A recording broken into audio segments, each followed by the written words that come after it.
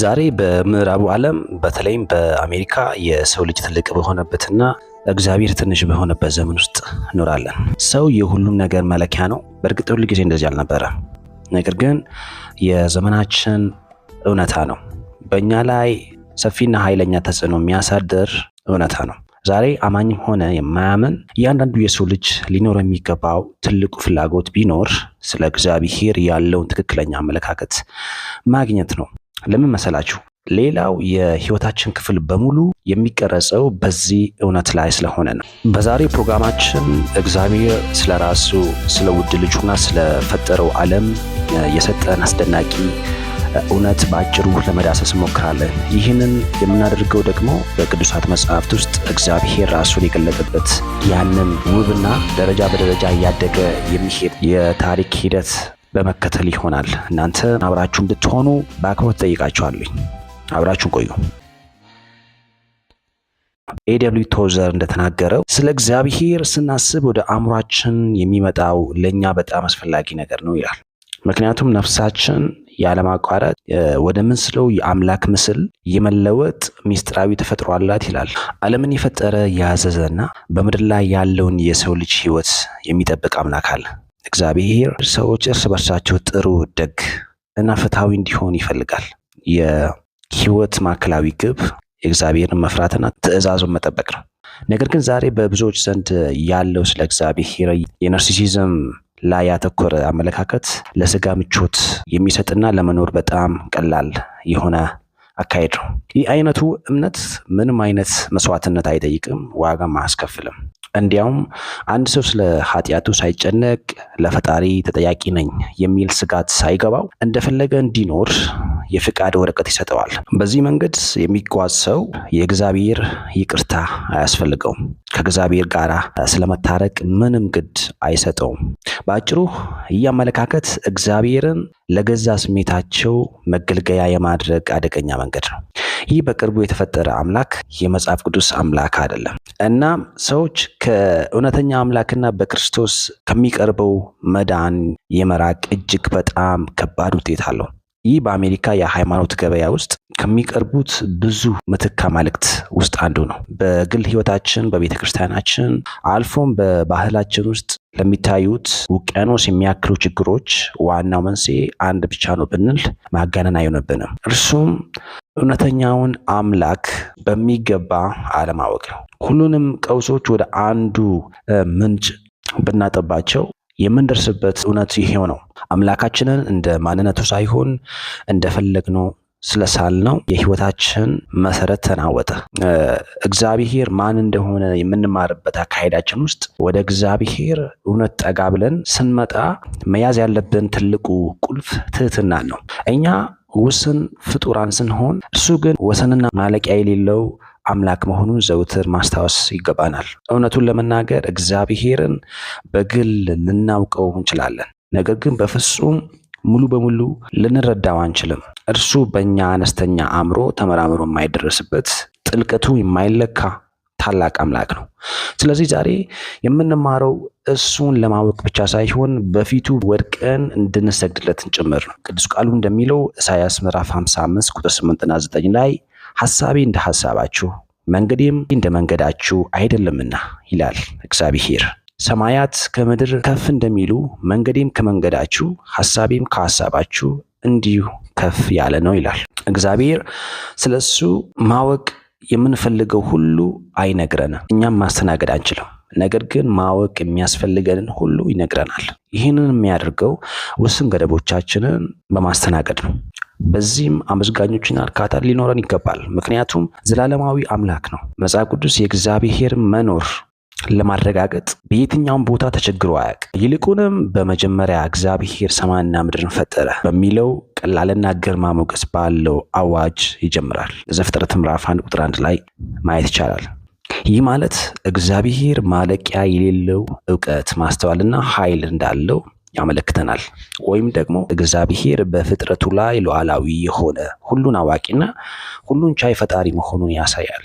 እግዚአብሔር ራሱን የገለጠበት ይህ መሰረታዊ መነሻ ነጥብ እግዚአብሔርን ለማወቅ ከፈለገን ልንቀበሉ የሚገባ ነገር ነው። ይህንንም የምናደርገው በእምነት ነው። መጽሐፍ ቅዱስ አጽናፈ ዓለሙ በእግዚአብሔር ቃል እንደተፈጠረ በእምነት እንረዳለን ይላል። ዕብራውያን ምዕራፍ 11 ቁጥር 3 ላይ ዓለማትን በእግዚአብሔር ቃል እንደተፈጠሩ በእምነት እንረዳለን። ስለዚህ የሚታየው ነገር የተፈጠረው ከሚታየው እንዳልሆነ እንገነዘባለን ይላል።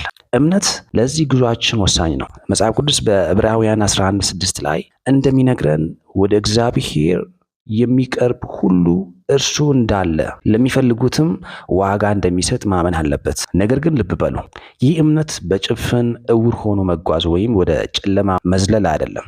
ይልቁንም ይህ እምነት ወደ ብርሃን መውጣት ነው። እግዚአብሔር በፈጠረው ዓለም ሁሉ ላይ የራሱን የጣት አሻራ ጥሎ አልፏል።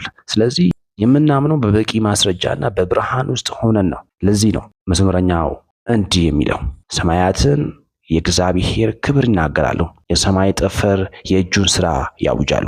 ቀን ለሌላው ቀን ይናገራል፣ ሌሊትም የሌሊት ዕውቀትን ይገልጣል። ንግግር የለም፣ ቃል የለም፣ ድምፃቸው በጆሮ የሚሰማ አይደለም። ያም ሆኖ ድምፃቸው በምድር ሁሉ ቃላቸውም እስከ ምድር ዳርቻ ይወጣል። እርሱ በሰማያት ለፀሐይ ድንኳን ተክሏል ይላል መዝሙር 19 ቁጥር 1-4 ላይ።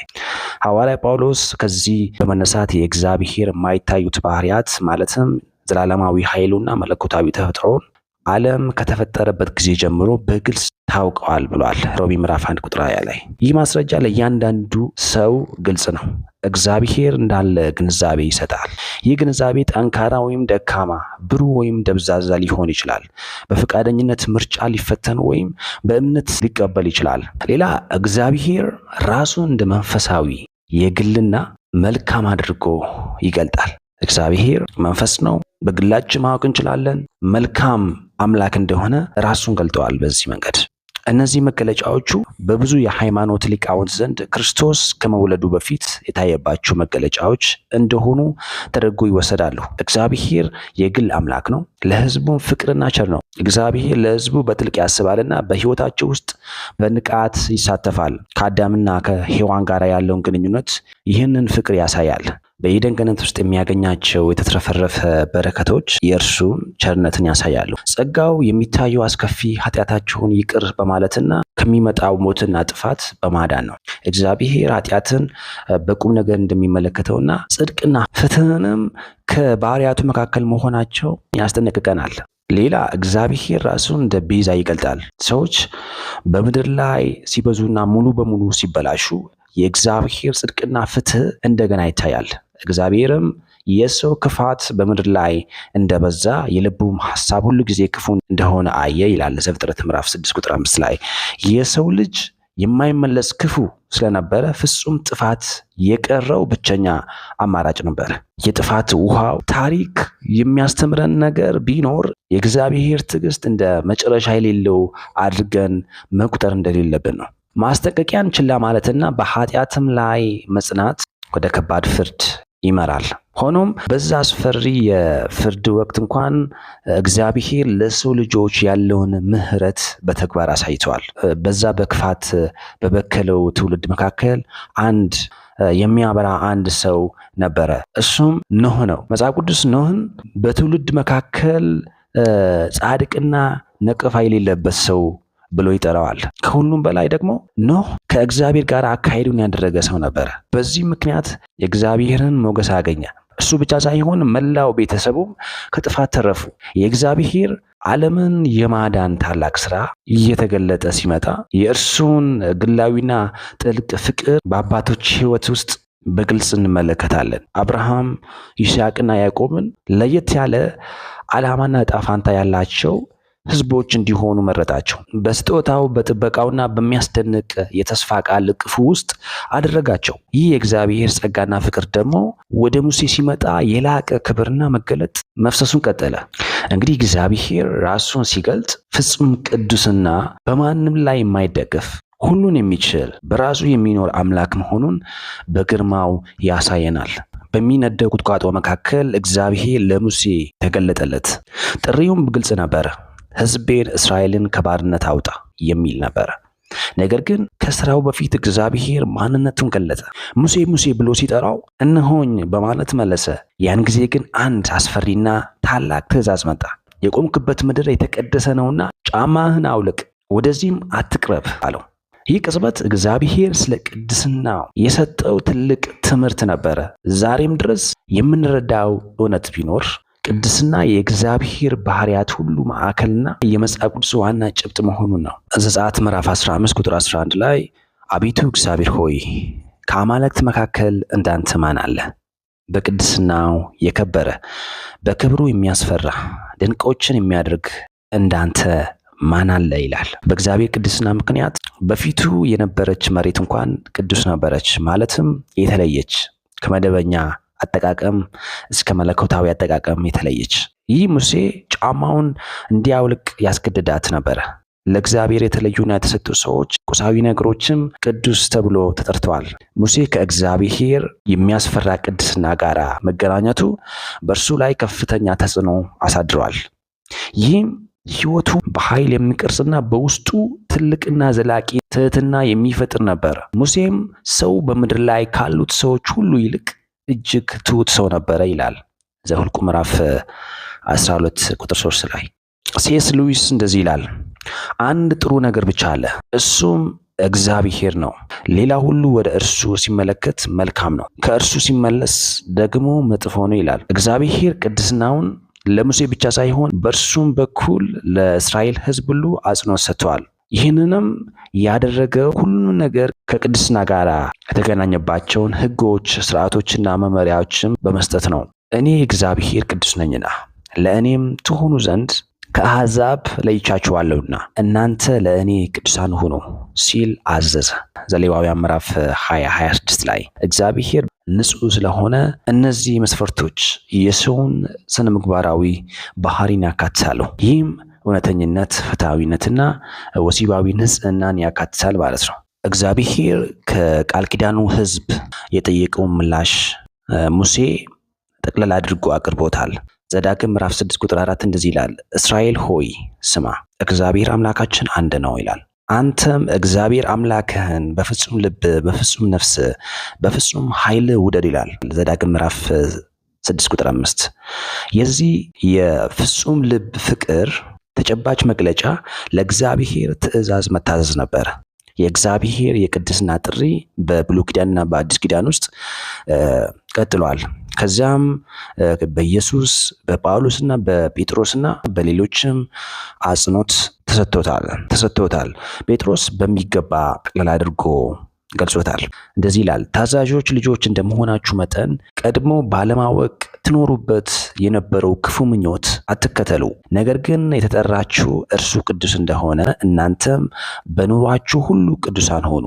ምክንያቱም እኔ ቅዱስ ነኝና እናንተም ቅዱሳን ሆኑ ተብሎ ተጽፏል ይላል። አንደኛ ጴጥሮስ ምዕራፍ 1 ቁጥር 14 እስከ 16 ላይ የቅድስና ጥሪ ምን ያህል ከባድ እንደሆነ ለዕብራውያን ጻፊው አጉልቶ አሳይቷል። እሱም በቀላልና በቀጥተኛ አገላለጽ እንዲህ ብሏል፣ ከሰው ሁሉ ጋር በሰላም ለመኖር የሚቻላችሁን ሁሉ አድርጉ፣ ለመቀደስም ፈልጉ፣ ያለ ቅድስና ማንም ጌታን ማየት አይችልም ይላል ዕብራውያን ምዕራፍ 12 ቁጥር 14 ላይ። ሙሴ ከእግዚአብሔር ጋር መገናኘቱን ሲቀጥል እስራኤላውያን ሲጠይቁት መልስ ለመስጠት የእግዚአብሔርን ስም እንዲያውቅ ጠየቀ። በምላሹም እግዚአብሔርም ሙሴን እኔ ያለውና የሚኖር ነኝ፣ አይ አም ሁ አይ አም፣ ስለዚህም ለእስራኤል ልጆች ያለና የሚኖር ልኮኛል ብለህ ንገራቸው አለው። ዘጸአት ምዕራፍ 3 ቁጥር 4 ላይ። ይህ ምስጢራዊ እንቆቅልሽ በእርግጥም የእግዚአብሔር የግል ስም ነበረ። እርሱም ለአብርሃም ለይስሐቅና የያዕቆብ እንኳን ያልተገለጸው ነበረ። በዕብራይስጥ በያህዌ YHWH በአራቱ ተነባቢ ፊደላት የተወከለ ሲሆን መሆን ከሚለው ግስ የመጣ ነው። ይህም የራስ መኖር ጽንሰ ሐሳብ የሚወክል ሲሆን ያለው ተብሎ ሊተረጎም ይችላል። እግዚአብሔር ለሕልውናው በማንም ወይም በማንኛውም ነገር ላይ አይደገፍም፣ ምንም አያስፈልገውም እና ሙሉ በሙሉ በራሱ የሚበቃ ነው። ሌላ እግዚአብሔር ራሱን እንደ ዘላለማዊ አድርጎ ይገልጣል። የእስራኤል አምላክ ያህዌ በጊዜ ገደብ ውስጥ የሚኖር አምላክ አይደለም። ሙሴ እንደተረዳው መጀመሪያና መጨረሻ የሌለው ዘላለማዊ ነው ይላል። እንግዲህ ውድ ቻናላችን ቤተሰቦች ቀጣይ ከዚህ ርዕስ እንቀጥላለን። እግዚአብሔር ራሱን እንደ ዘላለማዊ የመግለጡን ሐሳብ በስፋት እናነሳዋለን። ዛሬ ስለሰማችሁኝ አመሰግናለሁ። እንደ ተጠቀማችሁ ተስፋ አድርጋለሁ። በቀጣይ ኤፒሶድ እስከምንገናኝ የጌታ ሰላም ይሁንላችሁ።